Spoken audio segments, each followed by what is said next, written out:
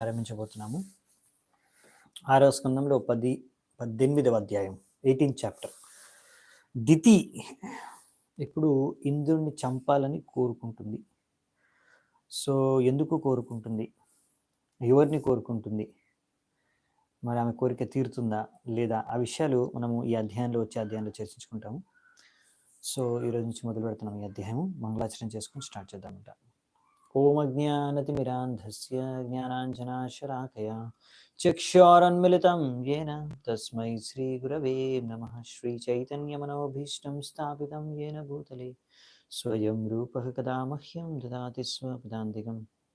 వందేహం శ్రీగురూన్ శ్రీయుతాపదకమలం శ్రీగురూన్ వైష్ణవాంశ్చ శ్రీరూపం సాగరజాతం సహగణ రఘునాథాన్వితాం తం సజీవం సాద్వైతం సావధూతం పరిజనసహితం కృష్ణచైతన్యదేవం శ్రీరాధాకృష్ణపాదాన్ సహగణ లలితా శ్రీవిశాఖాన్వితాంశ్చ నమా ఓం విష్ణుపాదాయ కృష్ణప్రేష్టాయ భూతలే శ్రీమతే భక్తివేదాంత స్వామినితి నామినే.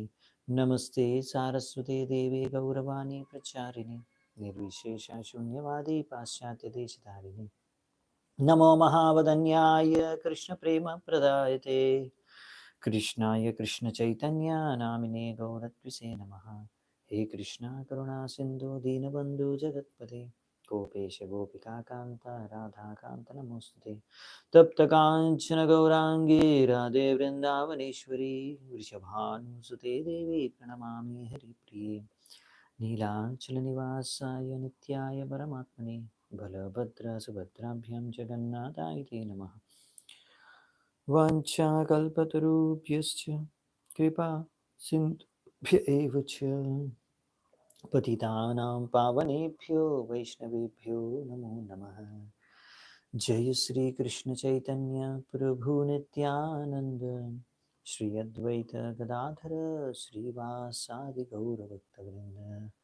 హరే కృష్ణ కృష్ణ కృష్ణ హరే హరే, హరే రామ రామ రామ హరే హరే.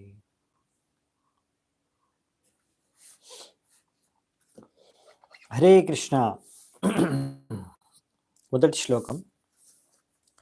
శ్రీ శుక ఉవాచ ప్రశ్నిస్తు పత్ని సవితుః సావిత్రీం వ్యాహృతిం త్రయీం అగ్నిహోత్రం పశుం సోమం చాతుర్మాస్యం మహామఖాన్. శుకదేవ గోస్వామి అంటున్నారు, కృష్ణి ఎవరైతే సవిత యొక్క భార్యో, అదితి యొక్క 12 పుత్రులు 5వ సంతానం, వారికి 3 కూతుర్లు పుట్టారు. సావిత్రి, వ్యాహృతి ఇంకా త్రయి.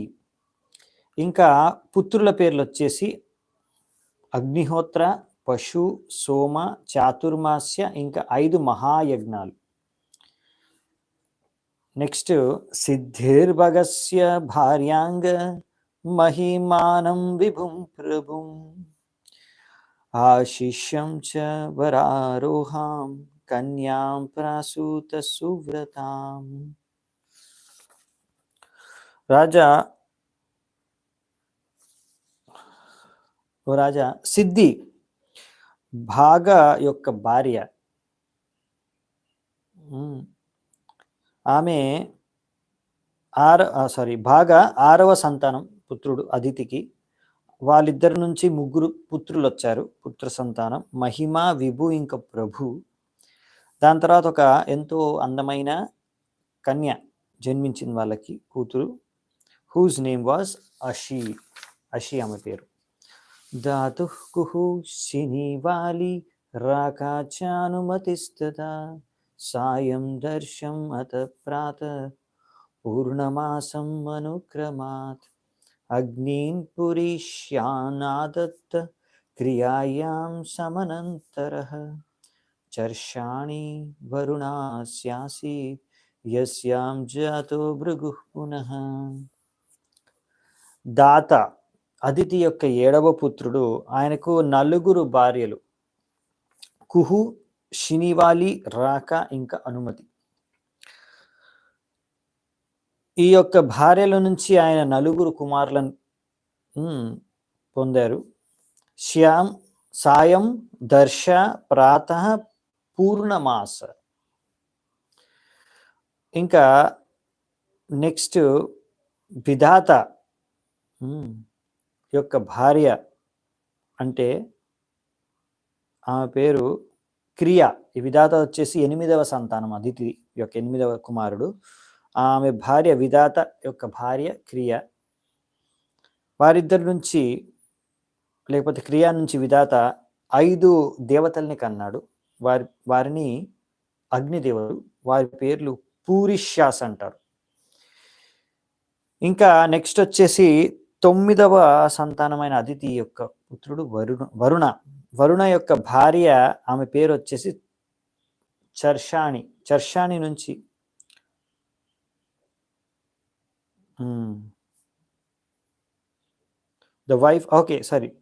వరుణ భార్య నుంచి చర్షాని అనే పుత్రుడిని కన్నాడు. తర్వాత భృగు వచ్చేసి బ్రహ్మ యొక్క పుత్రుడు. ఆయన మళ్ళీ ఈ Charshani, the wife of Varuna, the 9th son of Aditi was named Charshani. Charshani భార్య భృగు మళ్ళీ వీళ్ళ సంతానంగా పుట్టారన్నమాట. వాల్మీకిశ్చ మహాయోగి వాల్మీకాధభవత్ కిల అగస్త్యశ్చ వశిష్ఠశ్చ మిత్ర వరుణయో ఋషి. వరుణ యొక్క వీర్యం నుంచి వాల్మీకి మహర్షి, మహాయోగి జన్మించారు ఒక చీమ పుట్ట నుంచి. సో భృగు ఇంకా వాల్మీకి వీరిద్దరు కూడా వరుణ యొక్క పుత్రులు, అవునా? అలాగే అగస్త్య మరియు వశిష్ఠ ఋషులు వీళ్ళిద్దరూ కూడా వరుణ మరియు మిత్ర ఎవరు? అదితి యొక్క 10వ పుత్రుడు. వీళ్ళిద్దరు కలిపి సంతానం, కలిపి వాళ్ళిద్దరు పుట్టారు, అగస్త్య ఇంకా వశిష్ఠ ఋషులు. రేత శిశిచతు కుంభే ఊర్వశ్యా సన్నిధౌ ధృతం రేవత్యాం మిత్ర ఉత్సర్గం అరిష్టం పిప్పలం వ్యదాత్. ఊర్వశిని చూసిన తర్వాత ఈ మిత్ర ఇంకా వరుణ ఇద్దరు కూడా వీర్యాన్ని కోల్పోయారు. ఈ వీర్యాన్ని వాళ్ళు ఒక మట్టి పాత్రలో దాచిపెట్టారనమాట. అందులోంచి వీళ్ళిద్దరు అగస్త్య ఇంకా వశిష్ఠ వీళ్ళిద్దరు కూడా ఆ మట్టి పాత్రలోంచి పుట్టారు తర్వాత. అందుకని వీళ్ళిద్దరు కూడా మిత్ర వరుణ యొక్క పుత్రులు అన్నమాట, కామన్ పుత్రులు. మిత్ర మళ్ళీ తర్వాత తన భార్య నుంచి 3 పుత్రుల్ని పొందాడు. ఆయన భార్య పేరు రేవతి. ఆయనకు పుట్టిన 3 పుత్రులు ఉత్సర్గ, అరిష్ట, పిప్పల. సో నెక్స్ట్ వచ్చేసి 7వ శ్లోకం. పౌలోమ్యాం ఇంద్ర ఆదత్త త్రీన్ పుత్రానితి నశ్రుతం జయంతం రిషభం తాత తృతీయం మీడుషం ప్రభు. ఓ పరీక్షిత్ రాజా, ఇంద్రుడు దేవేంద్రుడు ఆయన 11వ పుత్రుడు అనమాట అదితికి. ఆయన నుంచి 3 పుత్రులు పుట్టారు, జయంత, రిషభ ఇంకా మీడుస. ఆయన యొక్క భార్య పౌలోమి, ఆమె సచిదేవి. పౌలోమి నుంచి ఇది మేము విన్నాము అని చెప్తున్నారు. దీని తర్వాత 12వ సంతానం. ఉరుక్రమస్య దేవస్య మాయావామన రూపిణః కీర్తౌ పత్న్యాం బృహచ్చులోకస్ తస్యాసన్ సౌభగాదయః. భగవంతుడు తన యొక్క అంతరంగ శక్తి ద్వారా, ఆయనకి ఎన్నో శక్తులు ఉన్నాయి, అందులోంచి ఆయన ఇప్పుడు తన యొక్క అంతరంగ శక్తి ద్వారా ఆయన ఇక్కడ ఒక వామన అవతారాన్ని ధరించాడు. ఉరుక్రమ 12వ పుత్రుడి రూపంలో అదితి కశ్యపమునికి పుట్టారు. సో ఈ విధంగా ఆయన తన భార్య కీర్తి యొక్క గర్భం నుంచి ఒక కొడుకును కన్నాడు. ఆయన పేరు బృహత్శ్లోక. ఈ బృహత్శ్లోకకి ఎంతోమంది పుత్రులు ఉండేవాళ్ళు, ఎంతోమంది పుత్రులు. అందులో మొదటి పుత్రుడి పేరు ఇక్కడ ఇచ్చారు, సౌభాగ అని. ఓకే, సో నెక్స్ట్ 9వ శ్లోకము.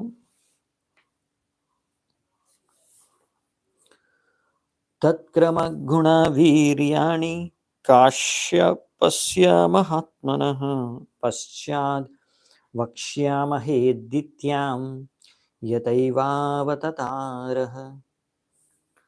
తర్వాత 8వ స్కందంలో వర్ణిస్తాను నేను తర్వాత వర్ణిస్తాను, అంటే 8వ స్కందంలో వర్ణిస్తాడనమాట సుఖదేవ్ గోస్వామి పరీక్షిత్కి.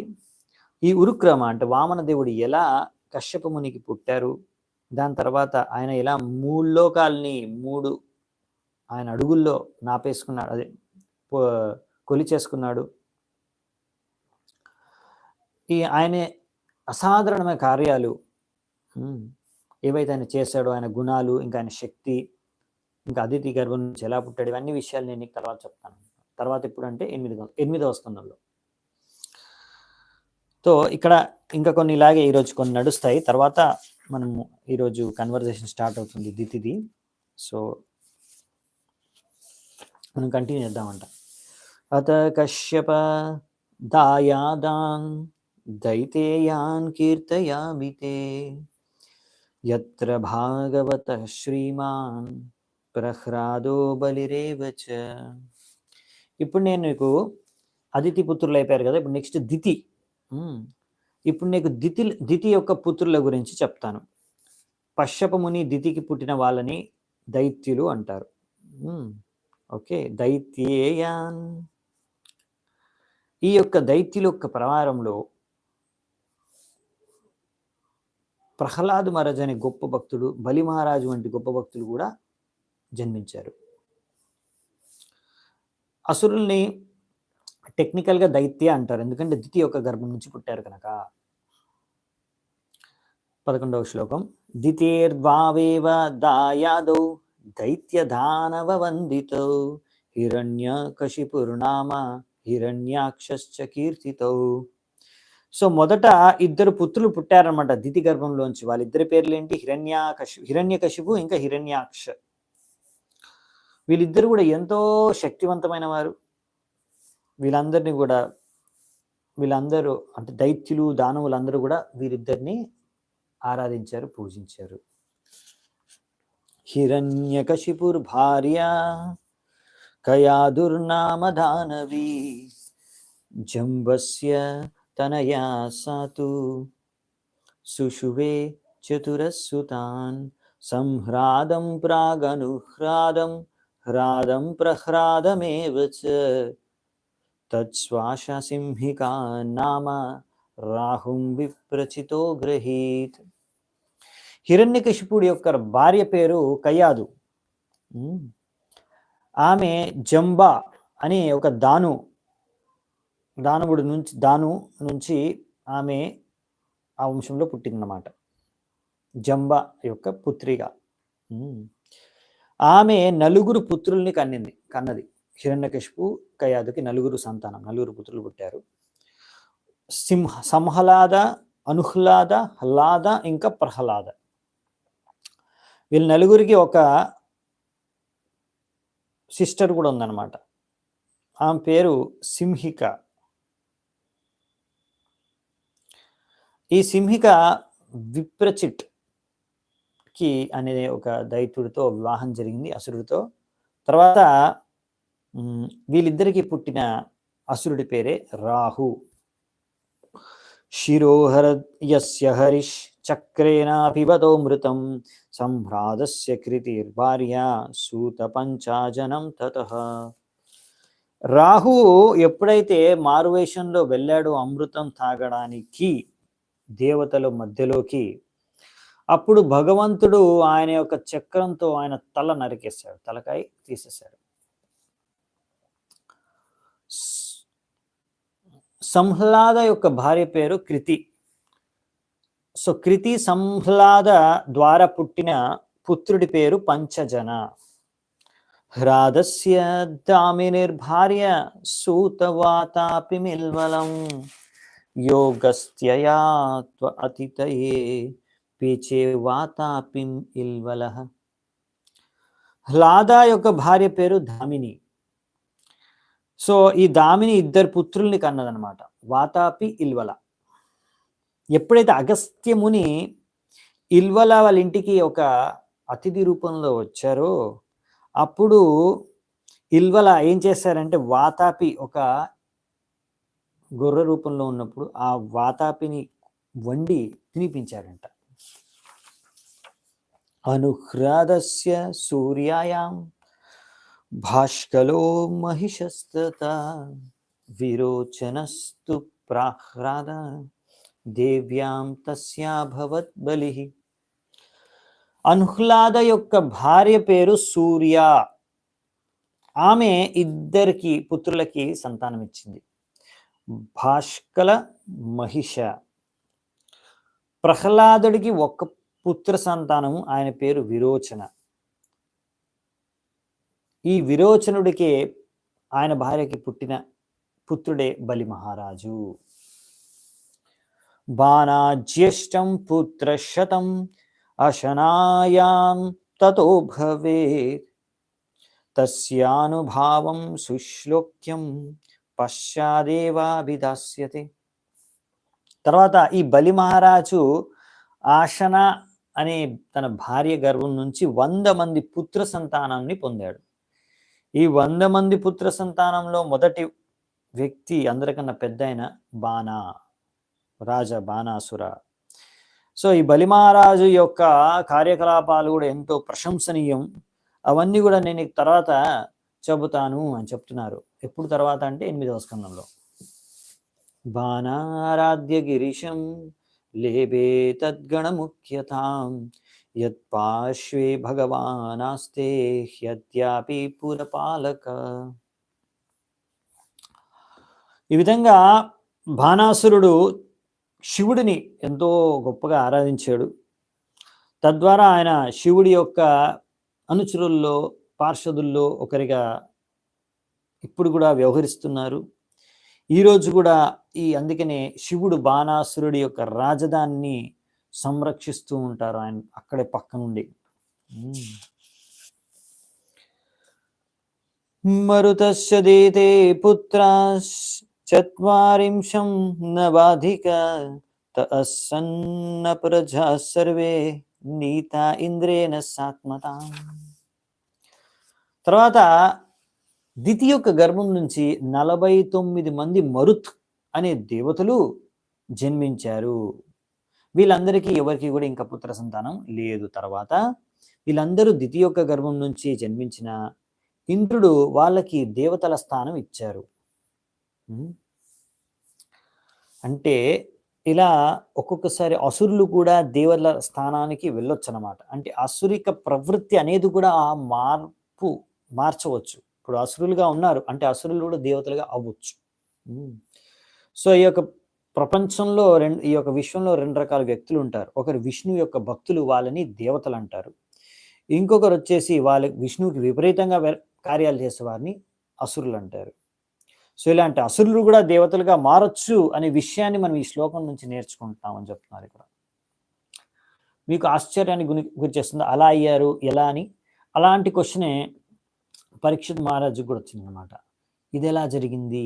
దితి గర్భం నుంచి పుట్టిన వాళ్ళు దైత్యులుగా ఉండాలి కదా, వాళ్ళు అలాంటి అసురులు మరి ఎలా దేవతలుగా మారిపోయారు? ఈ ప్రశ్న పరీక్షిత్ మహారాజుకు కూడా వస్తుందన్నమాట. అడుగుతారు ఇప్పుడు నెక్స్ట్ అదే. శ్లోకము 20. శ్రీరాజోవాచ కథం తాసురం భావన్ అపోహ్యౌ తపత్తికం గురు ఇంద్రేణ ప్రాపితా సాత్మ్యం కిం తత్సాధు కృతం హితై. పరీక్షిత్ మహారాజు అడుగుతున్నాడు, హే ప్రభు, పుట్టుకతో ఈ 49 మంది మరుతులు వీళ్ళందరూ కూడా దితి గర్భంలో పుట్టినందు కారణంగా ఆసురిక ప్రవృత్తి కలిగి ఉండాలి కదా. మరి అలా అంటప్పుడు స్వర్గరాజు ఇంద్రుడు వారిని దేవతలుగా ఎందుకు మార్చేశాడు? వాళ్ళు ఏమైనా యజ్ఞాలు చేశారా, పుణ్యకార్యాలు చేశారా? ఇమే శ్రద్ధాదతే బ్రహ్మన్ ఋషయో హి మయా సహ పరిజ్ఞాయ భగవాన్ తన్నో వ్యాఖ్యాతుమర్హసి. నా ప్రియమైన బ్రాహ్మణ, నేను ఇక్కడున్న ఋషులందరూ కూడా ఈ విషయం గురించి తెలుసుకోవాలి, నేను ఎంతో ఆతురతో ఎదురు చూస్తున్నాము. అందుకని మీరు దయచేసి, ఓ మహాత్ముడా, దయచేసి మీరు మహాత్ములు మాకు గల కారణం ఏంటో తెలియజేయండి. ఎలా ఇలా జరిగింది అసలు ఇది? శ్రీ సూత ఉవాచ తద్విష్ణురాతస్య సభాదరాయణిర్వచో నిశమ్యాదృతమల్పమర్తవత్ సభాజయన్ సన్నిభృతేన చేతసా జగాదసత్ర్యాన సర్వదర్శన. సుత గోస్వామి అన్నారంట, ఈ శౌనక ఋషి ఇత్యాదులు అందరూ కూడా ఇలాంటి పరీక్షితు మహారాజు యొక్క ఈ యొక్క ఆఫ్టర్ హియరింగ్ పరీక్షిత్ మహారాజ్, ఇలా పరీక్షిత్ మహారాజ్ ప్రశ్న విని ఏదైతే ఇలా శుకదేవ్ గోస్వామి చెప్తున్నారో ఇవన్నీ విని, ఇవన్నీ తెలిసి,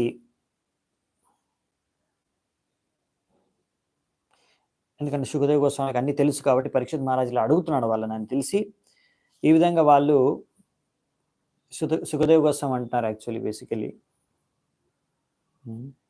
సుత గోస్వామి చెప్తున్నారు ఇక్కడ, ఓ శౌనక, ఈ విధంగా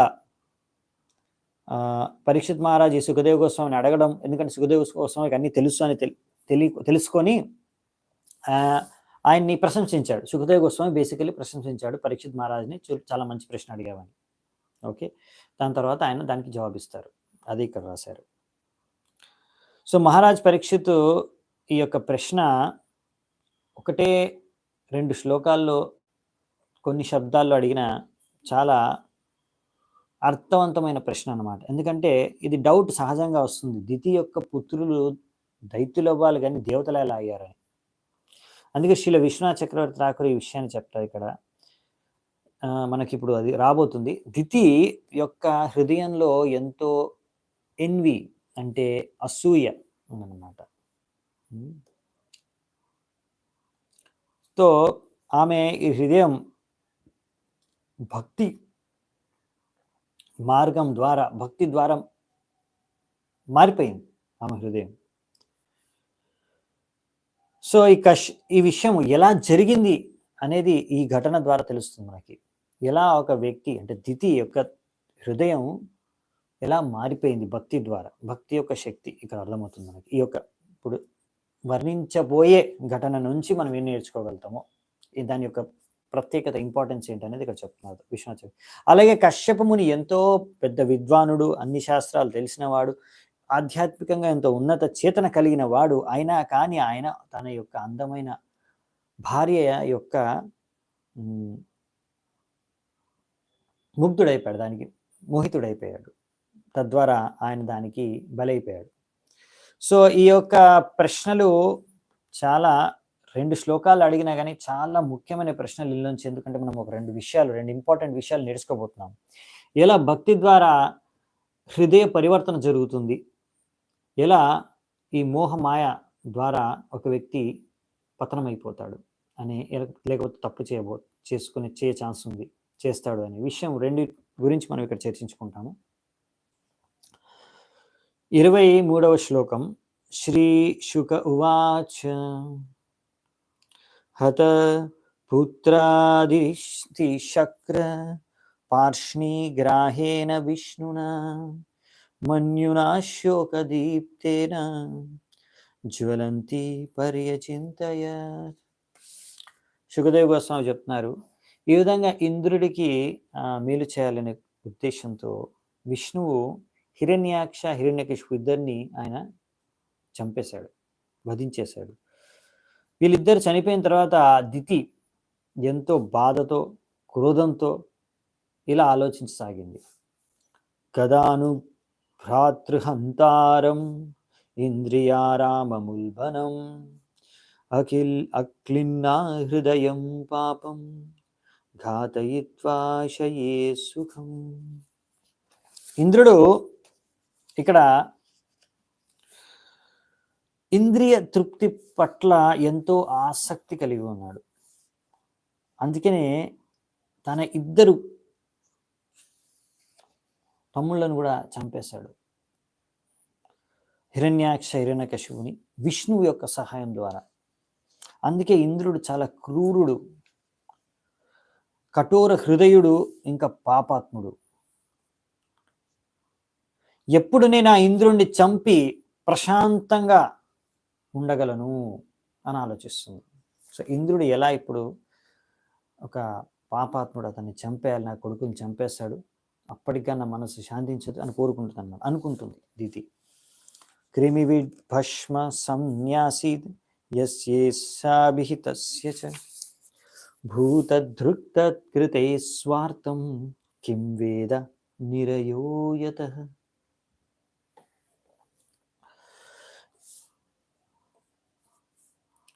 ఎప్పుడైతే మృతి చెందుతారో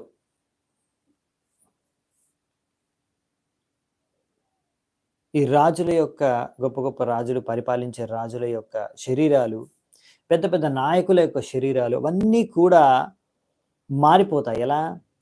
పురుగుల రూపంలోనో, లేకపోతే మలం రూపంలోనో, లేకపోతే బూడిద రూపంలోనో. ఒకవేళ ఒక వ్యక్తి ఇలా అసూయతో ఇంకొకరిని తన శరీరాన్ని రక్షించుకోవడానికి, ఎటువంటి శరీరాన్ని, ఏ శరీరం అయితే మలంగా వామ్స్ పురుగుల్లాగా లేకపోతే బూడిదలాగా మారిపోతుంది, అటువంటి శరీరాన్ని రక్షించుకోవడానికి ఇంకొకరి పట్ల అసూయతో ఈ విధంగా అసలు జీవిత ఉద్దేశం అనేది తెలియకుండా జీవించేవాడు, ఇలా ఇంకొకరి పట్ల అసూయతో ఉండేవాడు, అస్సలు ఆ వ్యక్తి నరకానికి వెళ్ళాలి.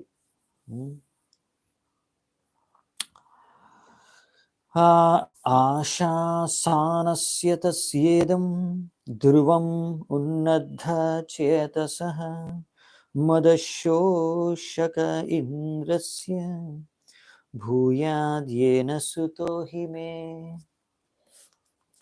దితి ఇలా అనుకుంటుందన్నమాట. ఇంద్రుడు అనుకుంటున్నాడు తన శరీరము శాశ్వతం అనుకుంటున్నాడు, అందుకనే అతను ఇలా అన్ని హద్దులు దాటేశాడు. అందుకనే నేను కోరుకునేది ఏంటంటే, ఇలాంటి ఒక పుత్ర సంతానం నాకు కావాలి, ఎవరైతే ఇలాంటి ఈ ఇంద్రుడి యొక్క పిచ్చిని వదిలించాడో, ఏదో ఒక విధంగా ఇప్పుడు నేను అలాంటి పుత్రుడిని కనాలి అని ఆలోచిస్తుందన్నమాట. ఏ విధంగా నాకు అటువంటి పుత్రుడు లభిస్తాడు అనేసి ఇప్పుడు దితి ఆలోచిస్తుందన్నమాట. తద్వారా ఇంద్రుడు ఇప్పుడు ఒక పశువులా ప్రవర్తిస్తున్నాడు, విచక్షణా శక్తిని కోల్పోయాడు. సో ఇటువంటి ఇంద్రుణ్ణి దండించాల్సిందే. ఎందుకంటే ఇప్పుడు ఇంద్రుడు ఎక్కువగా శారీరక స్థాయిలో జీవిస్తున్నాడు, ఒక పశువులాగా, శరీరం తప్ప, దాన్ని రక్షించుకోవడం తప్ప అదేదో శాశ్వతం అన్నట్టుగా ఆలోచిస్తున్నాడు. కాబట్టి ఆయన్ని దండించవలసిందే, ఈ పిచ్చిని వదిలించాల్సిందే అని అనుకుంటుంది ఇప్పుడు దితి. ఇలా అనుకుంటూ ఇతి భావేన సా భర్తుర్ ఆచచారా సకృత్ ప్రియం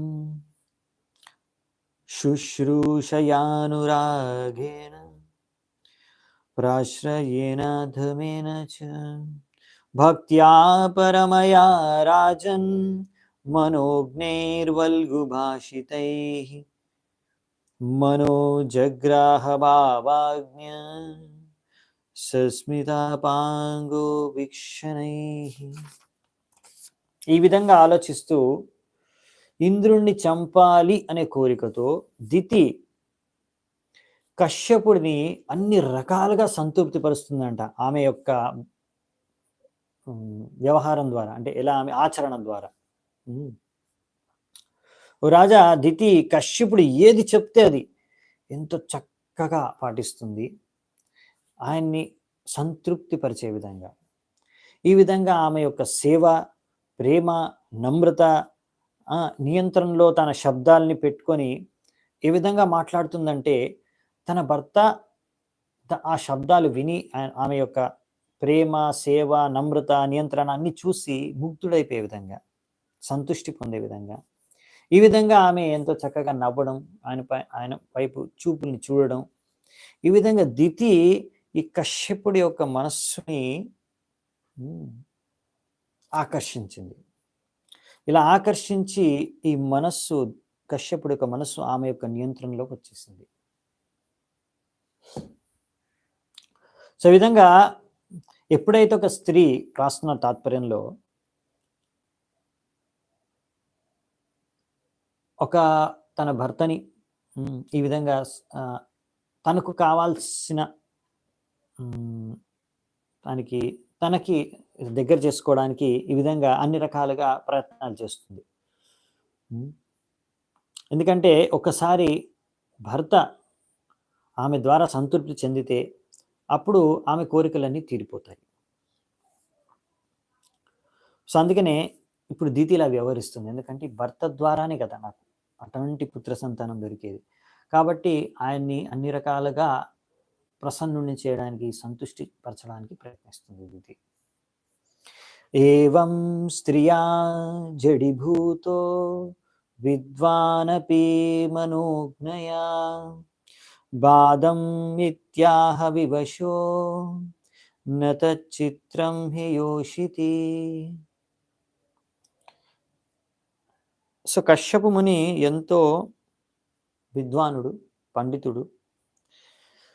ఈ యొక్క దితి యొక్క కపట వ్యవహారం ద్వారా ఆయన ముగ్ధుడైపోయాడు. తద్వారా ఆమె యొక్క నియంత్రణలోకి వచ్చేసాడు. అలా నియంత్రణలోకి వచ్చేసి ఆమెకు ఇటువంటి ఆశ్వాసన ఇచ్చేశాడు, నేను నీ యొక్క కోరికలను తీరుస్తాను. ఇటువంటి ప్రామిస్,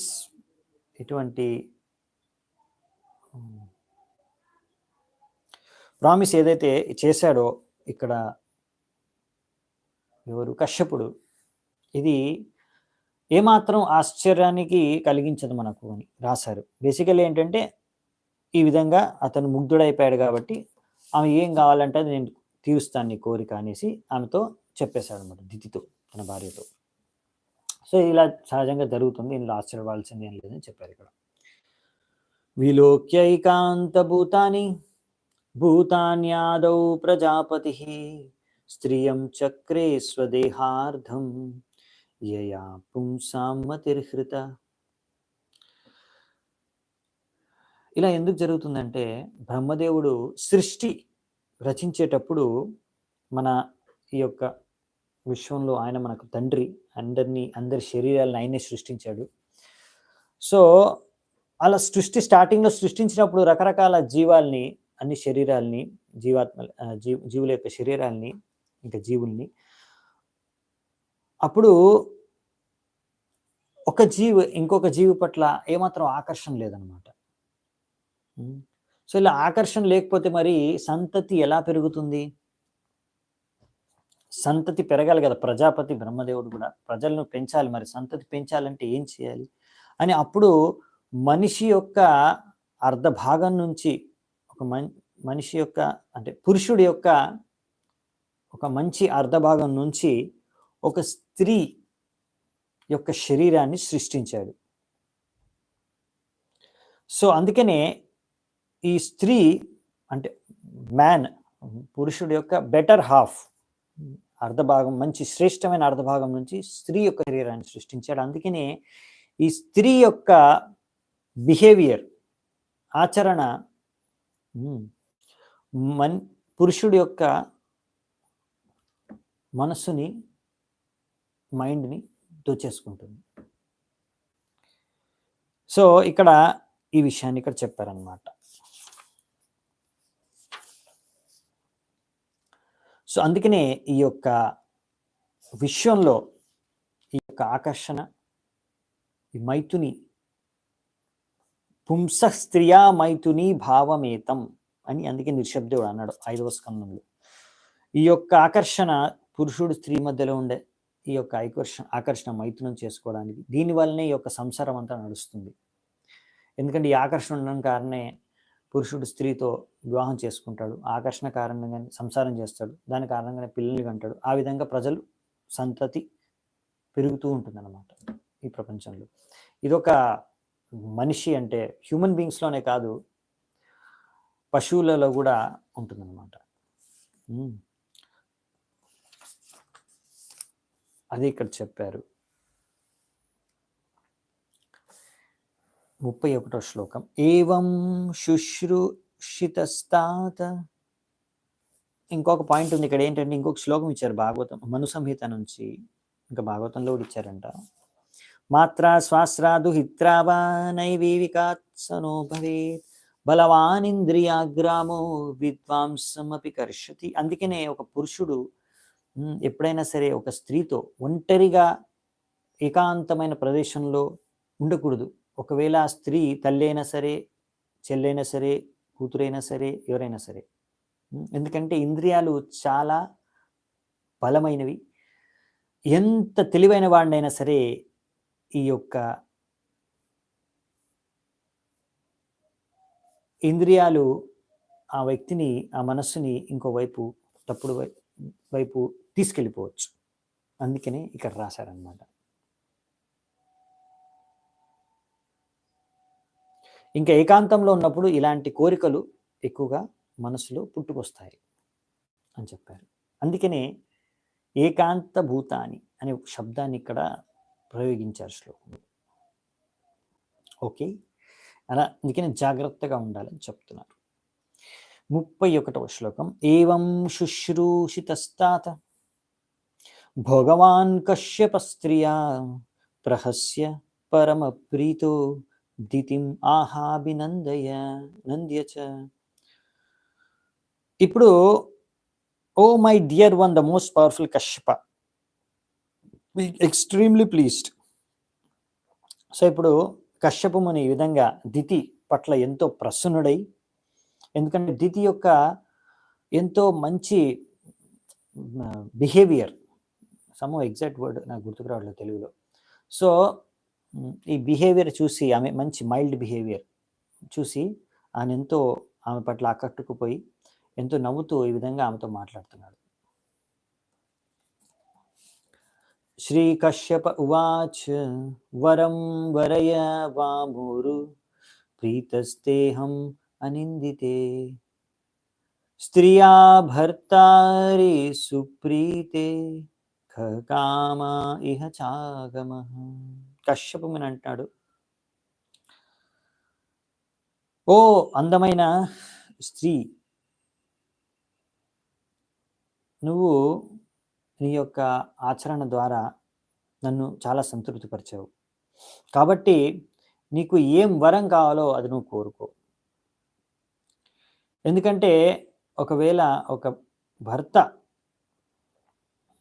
సంతృప్తి చెందితే భార్య ద్వారా, సో ఆమెకి ఏం కోరికలు కావాలన్నా కానీ అవి తీరిపోతాయి. ఈ ప్రపంచంలో కానీ వచ్చే జన్మలో కానీ. అంటే ఇప్పుడు చెప్పేది ఏంటంటే, కశ్యపుడు నేను సంతృప్తి చెందాను కాబట్టి నీకు ఏం కావాలంటే నేను కోరికలు తీర్చేస్తాను, నేను తీర్చలేని కోరిక అంటే ఏం లేదు నీకు అన్నట్టుగా చెప్పేస్తున్నాను అనమాట. పతిర్ ఏవ హి నారీణాం దైవతం పరమం స్మృతం మానస సర్వభూతానాం వాసుదేవ శ్రియపతి స ఏవ దేవతాలింగైర్ నామరూపా వికల్పితైః ఇజ్యతే భగవాన్ పుంభిః స్త్రీభిశ్చ పతిరూపదృక్. ఒక స్త్రీకి తన భర్తే ముఖ్యమైన దేవత.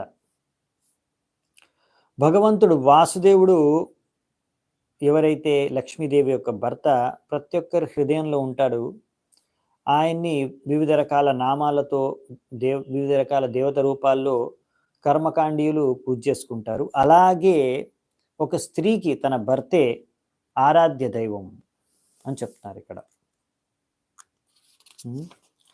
స్త్రీభిశ్చ పతి రూపదృక్.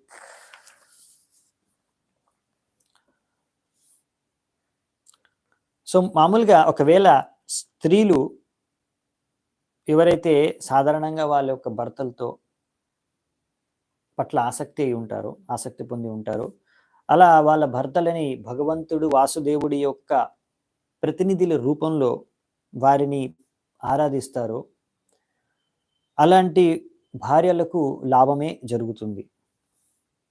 ఎలాగైతే మనం చూస్తామో అజామిలుడి కేసులో అజామిలుడు నారాయణ అని తన కొడుకుని పిలిచినా అది ఆయన్ని రక్షించింది.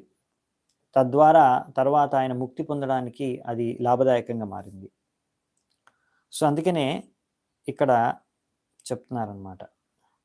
భారతదేశంలో పతిని భర్తని అందుకే పతి గురు అని అంటారు. అంటే పతియే గురువు, హస్బెండ్ స్పిరిచువల్ మాస్టర్ పత్నికి, భార్యకి పతియే గురువు. ఈ విధంగా ఒకవేళ పతి పత్ని భార్య భర్తలు ఇద్దరు కూడా ఒకరికొకరి పట్ల ఆసక్తి ఉంది. ఎందుకు అంటే మేమిద్దరం కలిసి ఈ కృష్ణ భక్తిలో ముందుకు వెళ్ళాలనుకుంటాము, అదే ఉద్దేశంతో గనక వాళ్ళిద్దరు కలిసి ఆసక్తితో ఉంటే అప్పుడు వారి యొక్క ఈ సంబంధం ఆసక్తి అనేది వారి కృష్ణ భక్తిలో ఉన్నతి పొందడానికి సాధించడానికి చాలా అనుకూలమైనది. సో ఇదన్నమాట. ఒక్కొక్కసారి అనుకోవచ్చు అదేంటి ఇంత ఖండిస్తున్నారు భాగవతంలో స్త్రీ పురుషులు యొక్క సంబంధం లేకపోతే భార్యాభర్తల యొక్క సంబంధం అంటే ఇక్కడ చెప్తున్నారు. అందుకని ఇప్పుడు భార్యాభర్తలు ఒకవేళ కృష్ణ భక్తిలో ముందుకు వెళ్ళాలి అనే ఉద్దేశంతో వాళ్ళిద్దరూ ఆసక్తులై ఒకరి పట్ల ఒకరు భక్తి చేసుకుంటే కలిసి దాని ద్వారా ఎంతో ప్రగతి సాధిస్తారు. ఇలా ఉండాలి, ఇలా చేయాలి. అలా కాకుండా ఒకవేళ మేము భౌతిక ఇంద్రియ తృప్తి ఒకరినొకరు ఆసక్తులయ్యారు, ఎందుకు ఒకరి పట్ల ఒకరు మేము బాగా ఎంజాయ్ చేయొచ్చు, మా ఇంద్రియాలని బాగా భోగించవచ్చు అనే ఉద్దేశంతో ఒకరి పట్ల ఆసక్తి పెంపొందించుకుంటే అలాంటి వాళ్ళకి ఇలా చెప్పారనమాట. సరే దేవతల్ని ఆరాధించుకోండి, లేకపోతే భర్తని ఆరాధించుకో, ఇంకా వాళ్ళకి ఇంకో దైవం లేదనమాట, భర్తే దైవం, లేకపోతే దేవతలే ఆరాధనే వాళ్ళు పరంగా చేసుకుంటూ ఉంటారు అనమాట. వాళ్ళకి చెప్పారు ఇలా చేయమని. ఓకేనా? లేకపోతే భార్యాభర్తలు ఇద్దరు కూడా కృష్ణుడిని పూజించుకోవాలి. తస్మాత్ పతివ్రత నార్యః శ్రేయస్కామాసు మధ్యమే యజంతేనన్య భావేన పతిం ఆత్మానమీశ్వరం. నా ప్రియమైన భార్య, నువ్వెంతో అందమైన స్త్రీవి, నీ నడుమెంతో సన్నగా ఉంది, సో నువ్వెంతో పతివ్రత నారివి, ఇంకా నువ్వు ఏవైతే నీ భర్త చెప్తాడో ఆదేశాలన్నీ కూడా చక్కగా పాటిస్తావు, కాబట్టి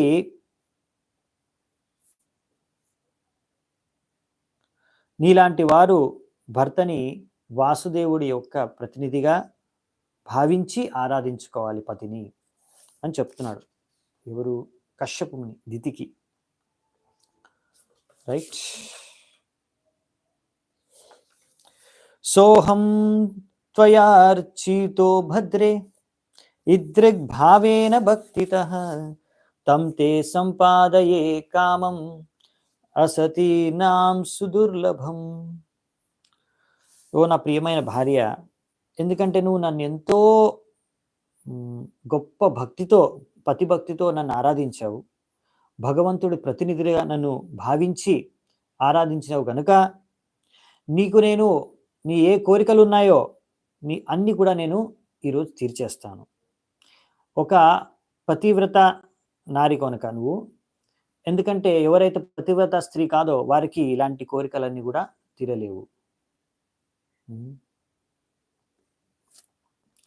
ఇప్పుడు ఇక్కడ వరకు దితికి చెప్పాడు కశ్యపముని, నీకు ఏం కావాలంటే అది కోరుకో, నేను నీ పట్ల ఎంతో సంతృప్తి చెందాను, ఎందుకంటే నువ్వు పతివ్రత స్త్రీ, నన్ను ఆరాధించావు కనుక కంపల్సరీ నీకు ఏం కావాలో అన్ని కోరికలు తీరిపోతాయి, నువ్వు ఏం ఆలోచించాల్సిన అవసరం లేదు, ఈ లోకంలో వచ్చే లోకంలో దొరికేవన్నీ కూడా నేను నీకు అందజేయగలను అనేసి ఇక్కడ చెప్తున్నాడు అనమాట. సో దితి ఏం అడుగుతుంది? ఇప్పుడు కోరుకోమంటున్నాడు కదా పతి. సో అందుకనే దీనికోసం వెయిట్ చేస్తుంది దితి. దీనికోసమే ఇంతసేపు ఇన్ని రకాలుగా ఆయన్ని సంతృప్తిపరచడానికి ప్రయత్నించింది, ఆయన్ని ప్రసన్నుడు చేసింది, సంతృప్తిపరిచింది.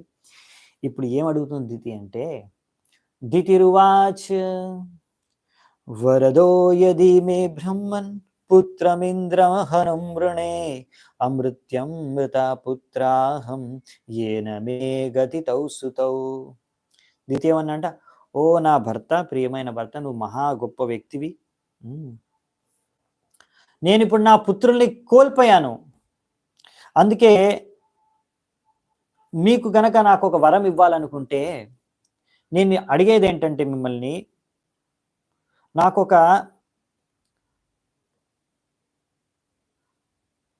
మృత్యువు లేని పుత్రుణ్ణి సంతానంగా కావాలి. ఎవరైతే ఇంద్రుణ్ణి చంపగలడో, నేను ఈ విధంగా ఇంద్రుణ్ణి చంపే పుత్రుడు ఎవరైతే చావడో అటువంటి పుత్రుడిని ఎందుకు కోరుకుంటున్నానంటే, ఇంద్రుడు విష్ణువు సహాయంతో నా ఇద్దరు పుత్రులు హిరణ్యాక్షుడు హిరణ్యకశిపుల్ని చంపేశారు కనుక. సో ఇక్కడ పుత్రం ఇంద్రహణం వృణే అని అన్నారు. అంటే ఇంద్రుణ్ణి చంపగలిగే పుత్రుడు ఏ పుత్రుడికైతే మృత్యు ఉండదో అటువంటి పుత్రుడు నాకు కావాలని కోరుకుంటుంది. సో ఇంద్రహణం అంటే ఇంద్రుణ్ణి చంపగలిగే పుత్రుడు. దానికి ఇంకొక అర్థం ఉంది, అదేంటంటే ఇంద్రుణ్ణి అనుసరించే పుత్రుడు అని. సో అలా అన్నమాట. ఇక్కడ అమృత్యం అని అంటే మృత్యువు లేని వ్యక్తి అంటే బేసికల్లీ ఏంటంటే దేవతలకి చాలా పెద్ద ఆయువు ఉంటుంది, చాలా కాలం, ఎన్నో సంవత్సరాలు, కోట్ల సంవత్సరాలు బతుకుతాడు. అవునా? బ్రహ్మదేవుడు కానీ ఇంద్రదేవుడు కానీ వీళ్ళందరి దేవతలు కూడా. అందుకనే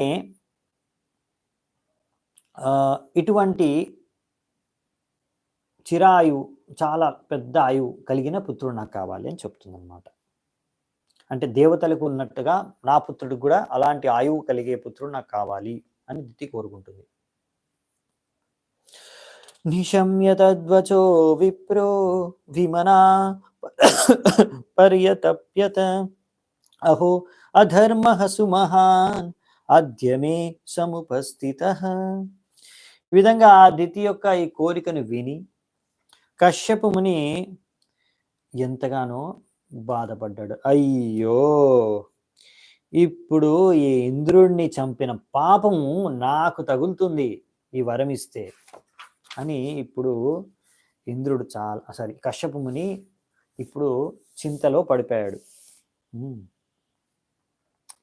ఎంతో ఆనందంతో దితి పట్ల కశ్యపు మునికి ఏం కావాలంటే అది కోరుకో అని చెప్పాడు. ఇప్పుడు ఆమె కోరుకున్నది విని ఇట్లా ఇంద్రుణ్ణే చంపాలి, అటువంటి పుత్రుడు నాకు కావాలని కోరుకోగా ఆయన ఉన్న ఆనందం అంతా వెళ్ళిపోయింది, ముఖం అంతా మాడిపోయింది, కుంగిపోయింది. ఎందుకంటే ఆయనకి ఇది నచ్చలేదు. ఇటువంటి కోరిక ఎందుకు కోరుకుంది ఈమె? అహో అర్థేంద్రియా రామో యోషిన్మయేహ మాయయా గృహీతా చేతా కృపణః పతిష్యే నరకే ధ్రువం. కశ్యపు ముని ఇలా అనుకుంటున్నాడు, అయ్యో ఈ యొక్క ఇంద్రియ తృప్తి పట్ల నేను ఆసక్తుడైపోయాను, ఈ యొక్క అవకాశాన్ని తీసుకొని ఈ యొక్క బహిరంగ శక్తి ద్వారా నా మాయ ద్వారా నా యొక్క మనస్సు మోహితమైపోయింది. ఈ యొక్క స్త్రీ రూపంలో, నా భార్య రూపంలో ఈ భార్య పట్ల నేను మోహితుడినైపోయాను. అందుకనే నేను చాలా అధముణ్ణి, నేను పతితుడిని, నేను నరకానికి పోవడానికి యోగ్యుణ్ణి అని అనుకుంటున్నాడు అనమాట. కోత్తిక్రమోనువర్తంత్యః స్వభావం ఇహ యోషితః ధిన్మాం బతాబుదం స్వార్థే యదహం త్వజితేంద్రియః. ఈ యొక్క స్త్రీ నా భార్య,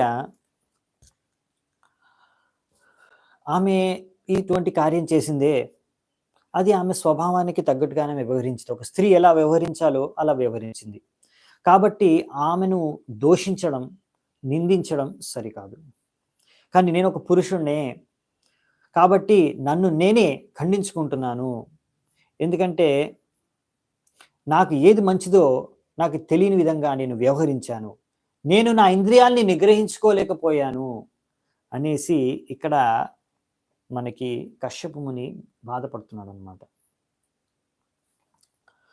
సో ఆయన చెప్తున్నాడు, ఓకే, ఒక ఆమె స్త్రీ నా భార్య, ఆమె ఎలా ఆలోచిస్తుంది, ఎలా ప్రవర్తించాలో ఆమెకి అలా చేసింది ఆమె స్వభావం ప్రకారం. నేను నా స్వభావం ఉండాలి కదా, నేను పురుషుణ్ణి కదా, నేను ఇంద్రియాలని నియంత్రించుకోవాలి కదా, నేను అలా మాయమోహితుడిని అయిపోయాను, ఇది నా తప్పు, ఆమెను దోషించడం ఎందుకు, ఆమెను నిందించడం ఎందుకు అంటున్నాడు. ఎందుకంటే స్త్రీ యొక్క సహజం స్వభావం ఏంటంటే ఈ యొక్క భౌతిక జగత్తులో భోగించాలి అని. ఈ విధంగా అందుకనే ఆమె తన యొక్క భార్య తన భర్తను ఈ భౌతిక జగత్తులో భోగించడానికి, ఎంజాయ్ చేయడానికి ఆయన యొక్క జీవము, టంగ్, ఇంకా ఆయన యొక్క ఉదరము, ఇంకా ఆయన యొక్క జననేంద్రియాలు, ఈ మూడింటిని కూడా జిహ్వ, ఉదర, ఉపస్థ, ఈ మూడింటిని కూడా నియంత్రించడానికి ఈ మూడింటిని కూడా సంతృప్తి పరచడానికి ప్రయత్నిస్తుంది. అందుకని ఒక స్త్రీ ఎవరైతే ఏ ఉమెన్ ఈజ్ ఎక్స్పర్ట్, చాలా ఎక్స్పర్ట్గా మంచి కుకింగ్, మంచి వంటకాలు వండడంలో ఎక్స్పర్ట్, ఈ వంటకాలు వండి తన భర్తను ఇలా మంచి ఆహారం అందించి తద్వారా ఆయన యొక్క నాలికకి సంతృప్తినిస్తుంది. తర్వాత అంత ఆహారం తీసుకుంటే ఆయన కడుపులోకి వెళ్ళి కడుపు నిండుతుంది, సో ఉదరం నిండుతుంది, సో ఉదరం కూడా నిండుతుంది. కాబట్టి దాని తర్వాత ఆయనకి ఈ యొక్క ఆహారం ద్వారా ఎంతో శక్తి లభించి ఈ ఇంద్రియాలన్నీ కూడా ప్రబలంగా మారుతాయి, స్ట్రాంగ్గా మారుతాయి అన్నమాట. సో ఈ విధంగా జిహ్వ, ఉదర, ఉపస్థ వీటన్నిటిని కూడా సంతృప్తిపరుస్తుంది. Especially when man is accustomed. ఇంకా ముఖ్యంగా ఒక పురుషుడు ఎప్పుడైతే మాంసము, మద్యపానము పట్ల అతను బానిసైపోతాడో, లేకపోతే అటువంటి వస్తువుల పట్ల, అప్పుడు ఆయన ఇంకా ఎక్కువగా ఇలా స్త్రీని భోగించాలి అనే కామవాసన అనేది ఆయనలో ఎక్కువగా జాగృతమవుతుంది. ఎందుకంటే ఈ కామవాసన అనేది జాగృతమైతే అది మనకు ఆధ్యాత్మిక జీవితంలో ముందుకు వెళ్ళడానికి అది దోహదపడదు, ఇది మనను నరకం వైపు తీసుకువెళ్తుంది అన్నమాట. అందుకని కశ్యప ముని ఇప్పుడు ఆయన పడ్డ పరిస్థితిని చూసి ఉన్న పరిస్థితుల్లో దుఃఖిస్తున్నాడు, విలపిస్తున్నాడు. ఎందుకంటే చూడండి, ఇన్ అదర్ వర్డ్స్, ఈ గృహస్థ జీవితంలో గృహస్థుడు ఎవరైతే భర్త ఉన్నాడో ఆయనకి ట్రైనింగ్ అయి ఉండాలి, ఆయన ట్రైన్డ్ అయి ఉండాలి, క్రమశిక్షణ ఆల్రెడీ పొంది ఉండాలి. ఇంకా భార్య భర్తను అనుసరించి ఉండాలి, అటువంటి భర్తను. సో ఏ విషయంలో ట్రైనింగ్ ఉండాలంటే చిన్నప్పటి నుంచి పురుషులకి కావాల్సిన ట్రైనింగ్ ఏంటంటే కౌమార ఆచరేత్ ప్రజ్ఞో ధర్మాన్ భాగవతానిహ. ఇలా చిన్నప్పటి నుంచి స్టూడెంట్ లైఫ్లో బ్రహ్మచర్య పాటించాలి. బ్రహ్మచారిగా ఉన్నప్పుడు ఆయన భాగవత్ ధర్మము, భక్తిని నేర్చుకోవాలి.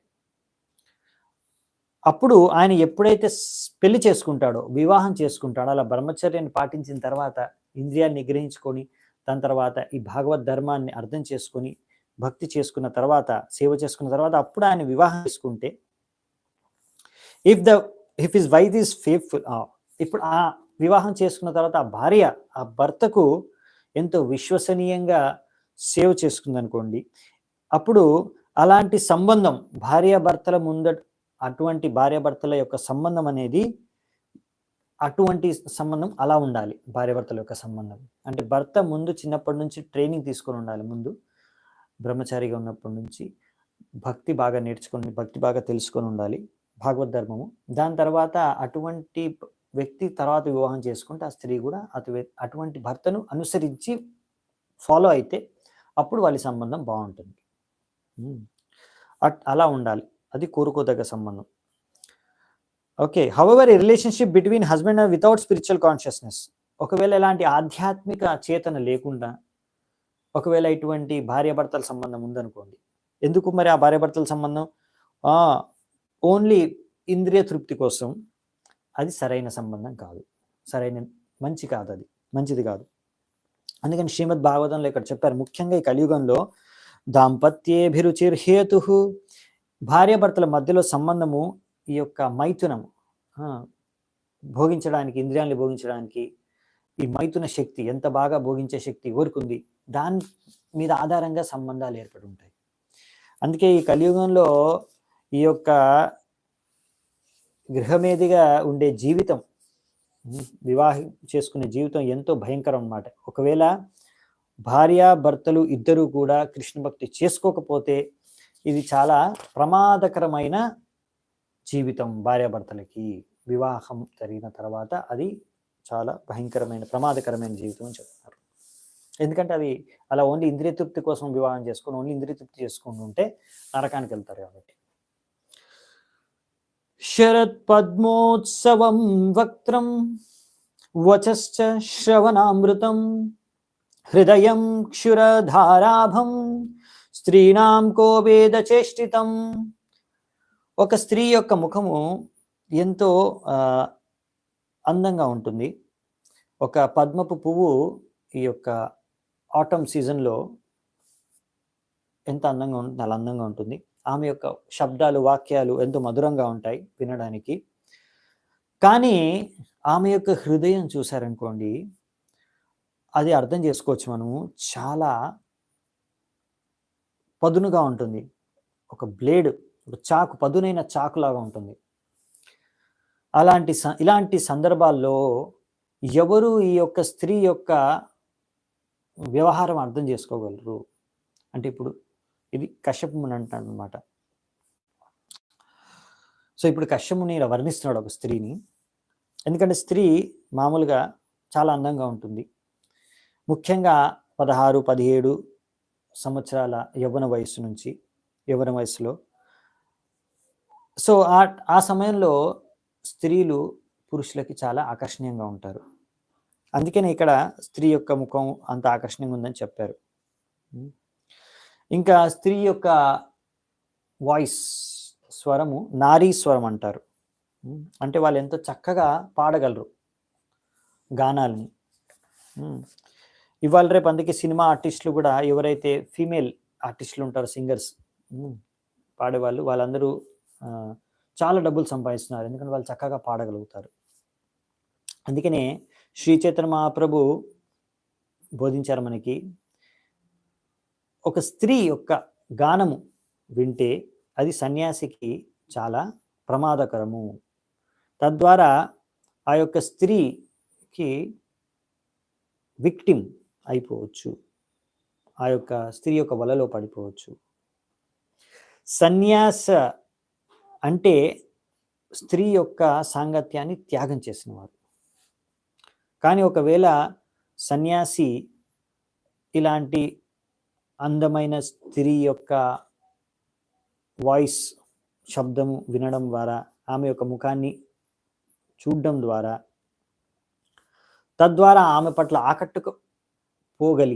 ఆకట్టుకుపోయి తద్వారా ఆయన పతనం అవ్వగలడు. ఇలాంటి ఎన్నో ఉదాహరణలు ఉన్నాయి.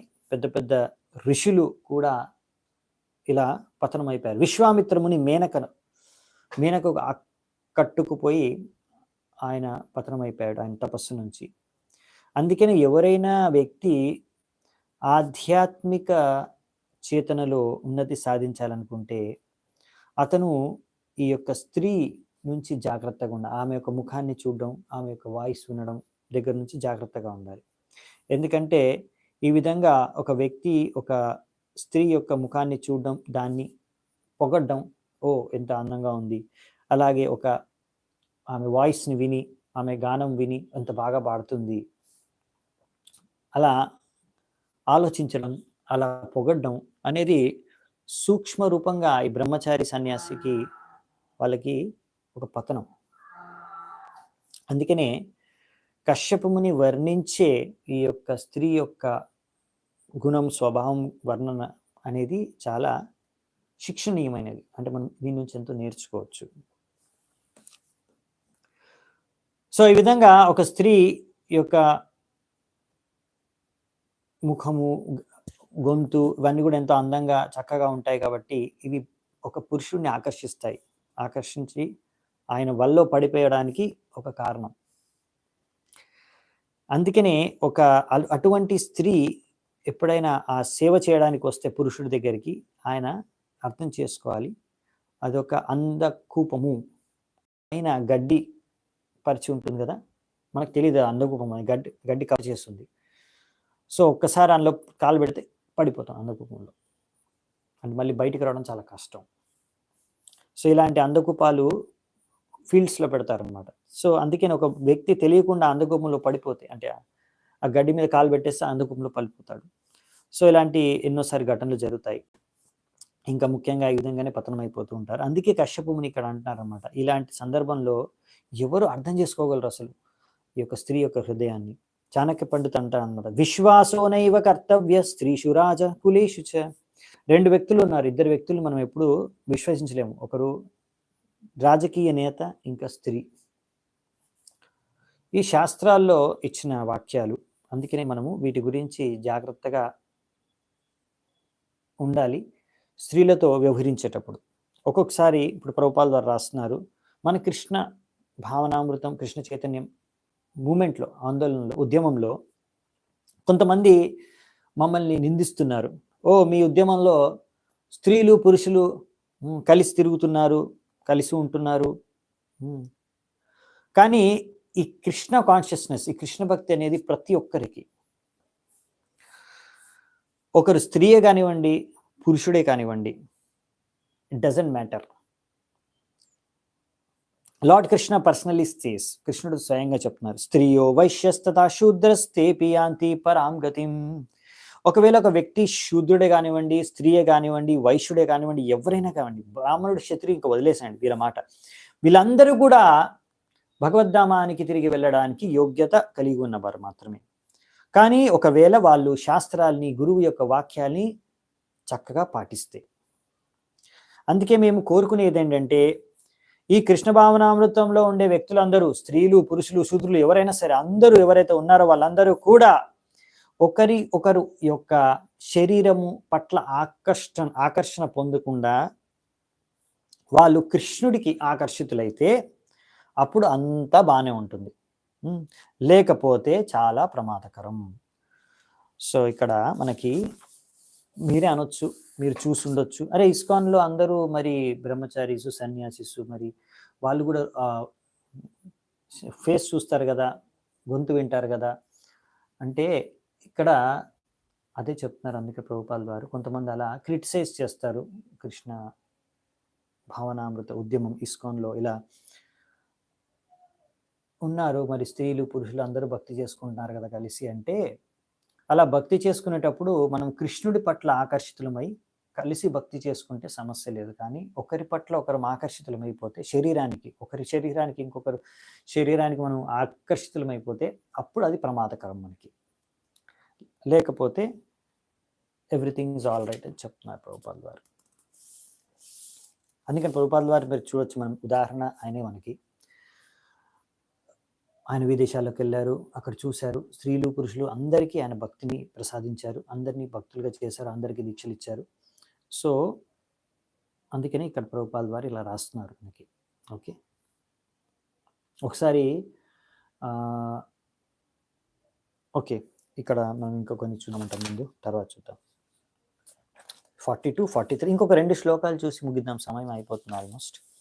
నహి కశ్చిత్ ప్రియ స్త్రీనాం అంజసా శ్వసిషాత్మనాం పతిం పుత్రం భ్రాతరం వా జ్ఞానంత్యర్థే ఘాటయంతి చ. ఈ విధంగా స్త్రీ ఒక్కొక్కసారి తన యొక్క స్వార్థం కోసం, తన స్వార్థాన్ని పూర్తి చేసుకోవడం కోసం పురుషులతో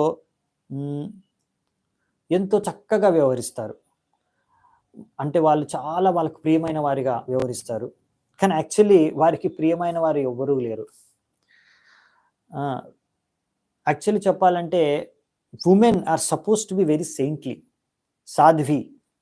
సాధువులుగా ఉండాలి వాళ్ళు కూడా, స్త్రీలు కూడా. కానీ ఒక్కొక్కసారి వాళ్ళ స్వార్థం కోసం వాళ్ళు వాళ్ళ భర్తలు కానీ, పుత్రులు కానీ, అన్నదమ్ముల్ని కానీ కూడా ఇంకొకరి ద్వారా చంపేయించవచ్చు. సో ఇక్కడ ఒక స్త్రీ యొక్క స్వభావాన్ని వర్ణిస్తున్నారు కశ్యప ముని. సో మామూలుగా స్వార్థపూరితమైన స్త్రీలు ఉంటే, అలాంటి వాళ్ళని మనము, అంటే స్త్రీలు స్వార్థపూరితంగా ఉంటారు సహజంగా, వారిని అన్ని రకాలుగా రక్షించాలి. తద్వారా వాళ్ళు ఈ స్వార్థపూరితులుగా కాకుండా, ఈ స్వార్థం అనేది బయటపడకుండా, అందుకనే వారిని పురుషులు రక్షించాలి. ఒక స్త్రీ చిన్నతనంలో తన తండ్రి ఆమెను రక్షిస్తాడు, అలాగే ఆమె యవ్వనంలో ఆమెను ఆమె భర్త రక్షిస్తాడు, అలాగే ఆమె వృద్ధాప్యంలో ఆమె పుత్రుడు రక్షిస్తాడు. ఈ విధంగా మను మనకి చెప్పారనమాట. సో అందుకనే స్త్రీకి స్వాతంత్రం ఇవ్వకూడదు ఏ సమయంలో కూడా అని చెప్పారు. లేకపోతే ఇటువంటి స్వార్థం అనేది బయటపడుతుంది. ఒకవేళ స్త్రీకి సంరక్షణ కలిగించకపోతే, లేకపోతే ఇటువంటి సంరక్షణ ఇవ్వకపోతే, అప్పుడు స్వతంత్రంగా వదిలేస్తే, ఎటువంటి సంరక్షణ ఇవ్వకుండా, అప్పుడు స్త్రీ యొక్క స్వార్థం అనే ఈ యొక్క గుణం బయటకు వస్తుంది. Women must be cared for so that they will not be free to manifest their tendency for gross selfishness. So ఇవాళ కాలంలో ఇలాంటి ఘటనలు మనం చూస్తూ ఉంటాము. స్త్రీలు ఒకసారి వాళ్ళ భర్తలను చంపేస్తారు, తద్వారా ఇన్సూరెన్స్ డబ్బులు వస్తాయని, ఇన్సూరెన్స్ పాలసీ డబ్బులు వస్తాయని. సో మేము ఇక్కడ స్త్రీల్ని ఖండించాలనో లేకపోతే నిందించాలనో మేము ఇక్కడ చెప్పట్లేదు, అనట్లేదు అని ప్రభుపాద వారు రాస్తున్నారు. ఎందుకంటే ఇటువంటి లక్షణాలు, ఇట్లాంటి స్వార్థం అనేది స్త్రీ కానీ పురుషుడు కానీ ఇద్దరిలో కూడా ఉంటుంది. ఎప్పటి వరకైతే మనం శారీరక స్థలంలో ఉంటాం, బాడీలీ కాన్షియస్లో ఉంటాం, అంటే ఆధ్యాత్మికత చేతన లేదో, స్త్రీ కానీ పురుషుడు కానీ ఇద్దరికి కూడా ఇటువంటి స్వభావం ఉంటుంది అని రాస్తున్నారు. when either a man or a woman is advanced in Krishna spiritual consciousness, ఆధ్యాత్మిక చేతనలో ఎప్పుడైతే ఒక స్త్రీ కానీ ఒక పురుషుడు కానీ ఉన్నతి చెందుతారో, అప్పుడు ఈ శారీరక స్థాయి నుంచి వాళ్ళు బయటపడిపోతారు. అందుకనే మనము అందరూ స్త్రీలని ఎలా చూడాలి అంటే, వాళ్ళు అహం బ్రహ్మాస్మి, వాళ్ళు కూడా ఆత్మలు, ఆత్మస్తరంలో మనం స్త్రీలను కూడా దర్శించుకోవాలి, శారీరక స్థాయిలో చూడకూడదు. ఇంకా అందరూ, ఈ స్త్రీలందరూ కూడా ఎవరిని సంతృప్తిపరచడానికి? కృష్ణుని సంతృప్తిపరచడానికి. అదే వారి యొక్క కర్తవ్యం అనే విషయాన్ని అర్థం చేసుకోవాలి. అప్పుడు ఈ యొక్క 3 గుణాల యొక్క ప్రభావం ఈ శారీరక స్థాయిలో శరీరం పైన అవి చూపిస్తాయి, అవి ఇప్పుడు చూపించవు. సింపుల్ పాయింట్ ఏంటంటే, ఇక్కడ ప్రభుపాద వారు రాస్తున్నారు, స్త్రీ కానీ పురుషుడు కానీ ఈ స్వార్థము ఇటువంటి లక్షణాలన్నీ ప్రదర్శించేది ఎప్పుడంటే వాళ్ళు కృష్ణ చైతన్యంలో అయినప్పుడు, భౌతిక చేతంతో ఉన్నప్పుడు, శారీరక స్థాయిలో ఉన్నప్పుడు, ఇంద్రియ తృప్తి లక్ష్యంగా జీవితం కొనసాగిస్తున్నప్పుడు ఇవన్నీ వర్తిస్తాయి. ఇప్పుడు వరకు చెప్పినవన్నీ కూడా స్త్రీ యొక్క స్వార్థం, స్త్రీ యొక్క నేచర్, స్వభావం అన్నీ వర్తించేస్తాయి. కానీ కృష్ణ చైతన్యంలో ఉన్నప్పుడు, కృష్ణ భక్తి చేసుకుంటున్నప్పుడు, కృష్ణుడి పట్ల ఆకర్షితం అయిపోయినప్పుడు, అదే జీవిత ఉద్దేశంగా జీవిస్తున్నప్పుడు స్త్రీ కానీ పురుషుడు కానీ వాళ్ళందరికీ కూడా ఈ 3 గుణాల ప్రభావం అనేది ఉండదు, వాళ్ళకి అతీతంగా ఉంటారు. సో ఈ లక్షణాలు అప్పుడు మనం చూడలేము. సో అందుకనే ఇక్కడ మనకు చెప్తున్నారు చూడండి, ఈ యొక్క శ్రీకృష్ణ మన కృష్ణ చైతన్య ఉద్యమం ఇది ఎంత లాభదాయకం. అందుకే ఈ యొక్క ప్రకృతిలో ఉన్న ఈ కల్మషాలని మనము సమూలంగా నిమూరించవచ్చు, తీసేయచ్చు, రిమూవ్ చేయొచ్చు. ఈ శరీరం స్థాయిలో ఉంటే ఎటువంటి ప్రమాదాలు ఉన్నాయో ఆ స్వభావం కానీ స్వార్థం కానీ ఇవన్నీ కూడా తొలగిపోతాయి. అందుకని భగవద్గీత మనకి నేర్పించేది ఏంటంటే, మొదటి నుంచి మీరు స్త్రీయే కానివ్వండి పురుషుడే కానివ్వండి, వన్ మస్ట్ నో దట్, తెలుసుకోవాల్సిందంటే నువ్వు స్త్రీ పురుషుడు కాదు, నువ్వు ఆత్మ అనే విషయాన్ని తెలుసుకోవాలి ముందు. అందుకని ఆత్మ చేయవలసిన కార్యాల్లో నీకు అభిరుచి ఉండాలి, శరీరం చేసే కార్యాల్లో కాదు. ఎప్పటి వరకైతే ఒక వ్యక్తి శరీర స్థాయిలో ఉంటాడో అప్పటి వరకు స్త్రీ కానివ్వండి పురుషుడు కానివ్వండి తప్పుదారిలో వెళ్ళే అవకాశం ఉంటుంది. ఆత్మని పురుషుడు అన్నారు ఒక్కొక్కసారి. కాబట్టి ఈ ఆత్మ స్త్రీ శరీరంలో ఉన్న పురుషుడి శరీరంలో ఉన్న, ఒకవేళ ఈ ఆత్మకి భోగించాలి, ఈ భౌతిక ప్రపంచంలో నేను భోగించాలి అనే ఒక భావన, ఆలోచన ఉంటే, ఆ ఆత్మ స్త్రీ శరీరంలో ఉన్న పురుషుడి శరీరంలో ఉన్న ఆ ఆత్మని పురుష అని పిలుస్తారు. ఎందుకంటే ఇలా భోగించాలి, నేనే భోక్త అనే ప్రవృత్తి ద్వారా ఆ ఆత్మకి గుర్తింపు వస్తుంది పురుషుడు అని, ఈ శరీరం ద్వారా కాదు. కాబట్టి ఏ వ్యక్తి అయినా సరే, స్త్రీ కానీ పురుషుడు కానీ, నా ఇంద్రియాలని భోగించాలి అనుకునే వ్యక్తి పురుషుడిగా గుర్తించబడతారు. ఎందుకంటే యాక్చువల్లీ పురుషుడు కృష్ణుడు ఒక్కడే, ఆయన ఒక్కడే భోక్త, ఆయన ఒక్కడే పురుషుడు, మిగతాదంతా ప్రకృతి. మనం అందరం కూడా ప్రకృతి. ఈ ప్రకృతి, ఇక్కడ స్త్రీ శరీరంలో ఉన్న, పురుషుడి శరీరంలో ఉన్న అందరూ ఆత్మలు అంతా కూడా భగవంతుడి యొక్క శక్తియే. అవునా? 3 రకాల శక్తులు మనము తటస్థ శక్తి. కాబట్టి శక్తి అంటే ప్రకృతి. అవునా? శక్తి అంటే స్త్రీలింగం. సో అందుకనే మనం అందరం కూడా యాక్చువల్లీ ప్రకృతి. కృష్ణుడు ఒక్కడే పురుషుడు. సో అందుకనే ఈ యొక్క ట్రైనింగ్, ఈ యొక్క శిక్షణ అనేది ఈ కృష్ణ భక్తిలో పురుషుడు మరియు స్త్రీ ఇద్దరికీ కూడా అవసరం, ఇద్దరికీ కూడా దొరుకుతుంది. సో పురుషుడు ఎటువంటి ట్రైనింగ్ తీసుకోవాలంటే, నేను కృష్ణుడి యొక్క ఫస్ట్ క్లాస్ భక్తుడిగా మారాలని దానికి కావాల్సిన ట్రైనింగ్ ఇస్తే, స్త్రీకి కావాల్సిన ట్రైనింగ్ ఏంటంటే అటువంటి ఆ యొక్క భర్తను ఎంతో పతివ్రతతో ఆ భర్తను అనుసరించే విధానంగా ఆ స్త్రీకి శిక్షణ లభించాలి. తద్వారా వాళ్ళిద్దరూ కూడా సుఖంగా ఉండొచ్చు. ఇంకొక లాస్ట్ శ్లోకం తీసుకుందాం, ఎందుకంటే ఇంకొక లాస్ట్ శ్లోకం ద్వారా, లాస్ట్ ఒక రెండు శ్లోకాల ద్వారా ఈ ఎపిసోడ్ పూర్తవుతుంది. దితి చెప్పేది తర్వాత కశ్యపుడు ఏం చేస్తాడో ఈ దితి యొక్క కోరిక విన్న తర్వాత అనేది మనం రేపు చూసుకున్నామంట. సో లాస్ట్ శ్లోకం చూద్దాం ఈ రోజుకి. లాస్ట్ 1, 2, 44 వరకు అంతే. ఈ ఒక్కదానికి పర్పట్ ఉంది 43కి. ప్రతిశ్రుతం దదామీతి వచస్తన్నా వృషభవేత్ వదం నార్హతి చేంద్రోపి తత్రేదం ఉపకల్పతే. మరి నేనేమో ఆమెకు వరం ఇస్తాను అనేసి చెప్పేశాను, మాట ఇచ్చేసాను. కాబట్టి ఈ మాటనైతే నేను వెనక్కి తీసుకొని, మరి ఇంద్రుడు కూడా చావడం మంచిది కాదు. ఈ సమయంలో నాకు ఒక ఉపాయం తోచుతుంది, ఇది సరైన ఉపాయం అనుకుంటా. సో ఇప్పుడు కశ్యప మునికి అర్థమైంది ఇంద్రుడు చావడం సరికాదు, కానీ ఆమెకు మాట ఇచ్చిన మాటను వెనక్కి కూడా తీసుకోలేను నేను. అందుకనే ఏదో ఒకటి చేసి అని ఆలోచిస్తూ ఏం చేయాలని ఒక సొల్యూషన్కి వచ్చాడు. ఆ సొల్యూషన్ ఏందో మనం చూద్దామంట. కశ్యప ముని ఇప్పుడు అనుకుంటున్నాడు అనమాట, దితికేమో ఒక కొడుకు కావాలి, ఎవరైతే ఇంద్రుడిని చంపగలగడో. ఎందుకంటే ఆమె ఇప్పుడు ఒక స్త్రీ, ఒక సాధారణ స్త్రీ లాగా వ్యవహరిస్తుంది. సాధారణ స్త్రీ అంటే తెలివి తక్కువే, అవునా? అందుకనే నేను ఇప్పుడు ఆమెను ఈ విధంగా ట్రైనింగ్ ఇస్తానంటే, తద్వారా ఆ ట్రైనింగ్ ద్వారా ఇప్పుడు ఇంద్రుడిని చంపాలి అనుకుంటుంది. ఎందుకంటే ఒక సాధారణ స్త్రీగా వ్యవహరిస్తుంది. కానీ నా ట్రైనింగ్ ద్వారా ఒక ఆమె వైష్ణవిగా మారిపోతే, కృష్ణ భక్తురాలుగా మారిపోతే ఈ సమస్య దూరం అయిపోతుంది.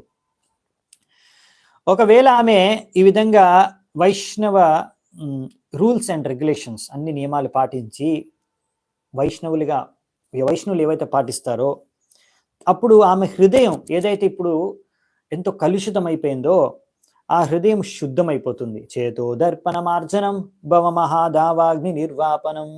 ఇది భక్తి యొక్క శక్తి. భక్తి ద్వారా ఏం జరుగుతుందంటే హృదయం శుద్ధమవుతుంది. సో ఈ విధంగా భక్తి ద్వారా ఎవ్వరి హృదయమైనా కానీ శుద్ధమైపోతుంది. ఎందుకంటే అదే చెప్తున్నారు ప్రభుపాలు, ఈ కృష్ణ భక్తి, కృష్ణ చైతన్యం ఇది ఎంత శక్తివంతమైందంటే it can purify even the dirtiest class of men. అంటే ఎంత డర్టీ, ఎంత ఖరాబైన, ఎంత అశుద్ధమైన హృదయం ఉన్నా సరే అటువంటి వ్యక్తుల్ని కూడా పరమ వైష్ణవులుగా మార్చే శక్తి భక్తికి, కృష్ణ చైతన్యానికి ఉంది. అందుకే శ్రీ చైతన్య మహాప్రభు ఈ యొక్క ఉద్యమం యొక్క ముఖ్య ఉద్దేశమే ఇది.